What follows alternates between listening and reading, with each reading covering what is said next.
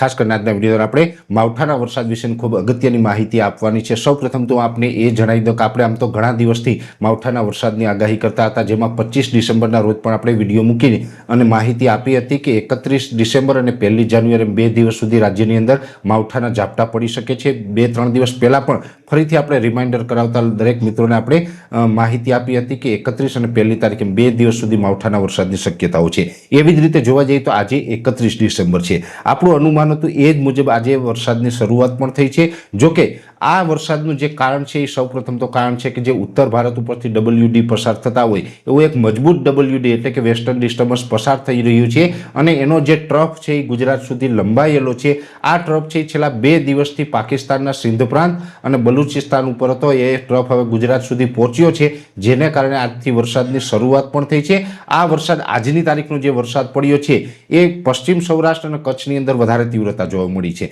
જોકે ગઈકાલથી જે હવામાનમાં પલટો આવ્યો ને એમાં આજે 31 ડિસેમ્બરના રોજ ઓલ ઓવર ગુજરાતમાં પલટો પણ જોવા મળતો હશે। અનેક જગ્યાએ ઘાટા વાદળ પણ થયા હશે, માવઠું થવાનું હોય એવો માહોલ પણ જોવા મળ્યો હશે। પણ આપણું અનુમાન હતું એ મુજબ આજે 31 તારીખે કચ્છની અંદર સૌથી વધારે તીવ્રતા જોવા મળી છે। આપણે જે માહિતી આપી હતી એની અંદર પણ 2 દિવસ પહેલાં આપણે જણાવ્યું હતું કે કચ્છ જિલ્લાની અંદર આની તીવ્રતા વધારે રહી શકે છે। એ જ મુજબ કચ્છ જિલ્લાની અંદર આજે તીવ્રતા સાથે માવઠાના વરસાદ અથવા તો મોટા ઝાપટા જોવા મળ્યા છે। એવી રીતે પશ્ચિમ સૌરાષ્ટ્રનું દ્વારકા, જામનગર, પોરબંદર સહિતના અનેક ભાગોની અંદર આજે માવઠાનો વરસાદ નોંધાયો છે અને આજે દિવસભર અલગ અલગ વિસ્તારમાં જે વરસાદ નોંધાયા એમાં આ કચ્છ અને જે પશ્ચિમ સૌરાષ્ટ્રના ભાગો છે એ બાદ કરતાં પણ અન્ય વિસ્તારોમાં પણ વરસાદ નોંધાયા, પણ ત્યાં છૂટાછવાયા અને હળવા વરસાદ નોંધાયા છે।